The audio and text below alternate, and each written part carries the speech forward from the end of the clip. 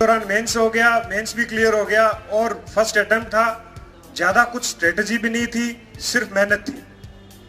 5 घंटे 6 घंटे जितना भी वक्त मिलता, दोस्तों के साथ भी टाइम स्पेंड करते थे। ऐसे नहीं कि 24 घंटे ही पढ़ाई के बारे में सोचते थे। कभी सरस पार्लर चले जाते थे, कभी राजा पार्क, जनता स्टोर। यहाँ भी ज्यादा कोई स्ट्रेस लेके कभी कोई तैयारी नहीं करी। तो एग्जाम दिया, सिलेक्शन हो गया, फर्स्ट अटेम्प्ट था और मुझे आरटीएस मिल गया था। और वो जो तैयारी थी 6 महीने 8 महीने की, वो आगे भी फिर काम में आई। और आगे फिर दोबारा मैंने एग्जाम दिया, ये मेरा थर्ड अटेम्प्ट था और मुझे प्रॉपर आरएस मिल गया इसमें। तो मुझे ये महसूस होता है कि अपने को सबसे पहले जैसे सिराज ने बताया कि सिलेबस अपने को देखना है, सिलेबस के पॉइंट्स दिमाग में रखने हैं। ठीक है, दोस्तों के साथ भी कहीं घूमने जा रहे हैं, मना भी नहीं कर सकते क्योंकि हॉस्टल में रहते हैं, माहौल ही ऐसा ही रहता है। सुबह दरवाजे पे नॉक होती है कि भाई पेस्ट है क्या, पानी है क्या, बोतल रखते हो। तो वो सारा अपने को उसी हिसाब से अपनी सोशल लाइफ को कभी अफेक्ट नहीं करना है, फ्रेंड्स के बीच में रहना है, लेकिन साथ साथ में थोड़ा सा अवेयर रहना है कि दोस्तों के साथ भी जा रहे हैं तो अपने सिलेबस में से कुछ पॉइंट्स है वो पन्ने पे लिख के ले जाएं। जैसे हम लोग करते थे कि पन्ने पे पॉइंट्स लिख के ले गए, ये 3 क्वेश्चन डिस्कस कर लिए, तैयार कर लिए, महसूस ही नहीं होता था। फिर हॉस्टल में रूममेट भी होता था तो उसको रात को पढ़ने की आदत थी और मैं लाइब्रेरी में जाके पढ़ता था। तो रात को पढ़ता था तो वो जगता था।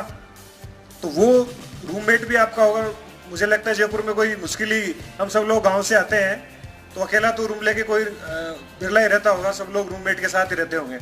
तो वो ट्यूनिंग भी अपने को बिठानी है। सुबह पढ़े आप, शाम को पढ़े, डजंट मैटर। इससे कोई फर्क नहीं पड़ता कि आप सुबह 5 बजे उठ के पढ़ते हैं या रात को 2 बजे तक पढ़ते हैं। आप अपना टाइम खुद डिसाइड कर लें, अपनी खुद की स्ट्रेटेजी खुद बना लें। प्रीलिम्स, मुझे लगता है कि राजस्थान विश्वविद्यालय में जो स्टूडेंट्स इसका एडमिशन हो गया उसको प्रीलिम्स की तो सोचनी नहीं चाहिए। प्रीलिम्स तो उसकी क्वालिफाई है ही है।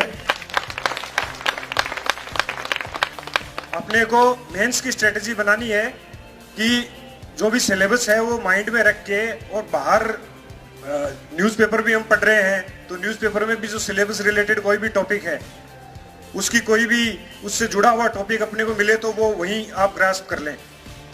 बाहर कहीं घूमने निकलते हैं, गवर्नमेंट, राजस्थान गवर्नमेंट के आपको दिखेंगे बड़े बड़े होर्डिंग्स योजनाओं के लगे हुए हैं, भामाशाह योजना, ये जल स्वावलंबन योजना, ये अपने सिलेबस का ही तो पार्ट है। उनको भी अपन चलते चलते पढ़ सकते हैं।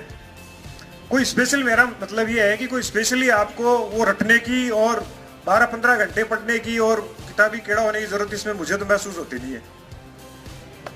आप टू फ्रैंक रहें, साक्षात्कार के लिए न्यूज़पेपर है, एक दैनिक जागरण और हिंदू, ये 2 न्यूज़पेपर हैं, वो पढ़ते रहें, अपने फ्रेंड्स के साथ में डिस्कशन करते रहें। और एक ग्रुप बना ले 2-5 लोगों का और टॉपिक अपने डिवाइड कर लें कि भी कॉन्स्टिट्यूशन इसको तैयार करना है, इंटरनेशनल रिलेशन इसको करना है, इंडियन इकोनॉमी इसको तैयार करना है, और टॉपिक तैयार करके आपस में डिस्कशन। और मेनली रिटर्न की प्रैक्टिस आप करें। दिन में रोज आधा घंटा 1 घंटा लिखने के लिए अभ्यास में रखें। जितना पढ़ें उसके बारे में सोचें भी कि क्या पढ़ा है दिन में। एक खुद की स्ट्रेटजी बनाएं, किसी के चक्कर में पढ़ने की जरूरत नहीं है। खुद का अपना एक पैटर्न तैयार करने, खुद स्ट्रेटजी तैयार करें। अंत में जब भी कभी निराशा हो तो मैं एक हरिवंश राय बच्चन जी की कविता, उसके साथ मेरे विराम देना चाहूंगा कि लहरों से डरकर नौका पार नहीं होती, कोशिश करने वालों की कभी हार नहीं होती। नन्ही चींटी जब दाना लेकर चलती है, चढ़ती दीवारों पर 100 बार फिसलती है। मन का विश्वास रगों में साहस भरता है, चढ़कर गिरना गिरकर चढ़ना ना अखरता है। आखिर उसकी मेहनत बेकार नहीं होती, कोशिश करने वालों की कभी हार नहीं होती।